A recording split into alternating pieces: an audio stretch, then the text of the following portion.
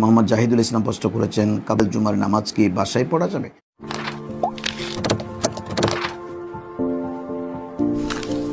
হ্যাঁ, বাসায় পড়া যাবে, কোনো অসুবিধা নেই। আপনি ওই যে দুখুলিল মসজিদ, শুধু মসজিদে এসে পড়বেন, দুখুলিল মসজিদ, কারণ এটা মসজিদে প্রবেশের সাথে সম্পর্ক।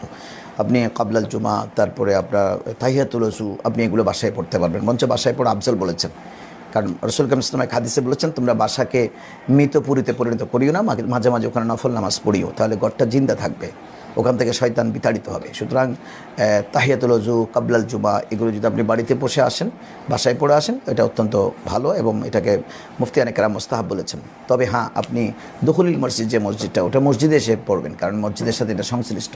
মসজিদে প্রবেশ করে সে নামাজ পড়তে হয়। তারপরে আপনি ওই যে জুমার নামাজের পরে বাদাল জুমা, যেটা সুন্নাত রাওয়াবের 4 রাকাত, ওটা কিন্তু আপনি মসজিদে পড়বেন। এরপরে চাইলে আপনি বাকি নামাজগুলো ঘরেও পড়তে পারেন। তবে মসজিদের আদব হচ্ছে জোবারের, যে আপনি সর্বশেষ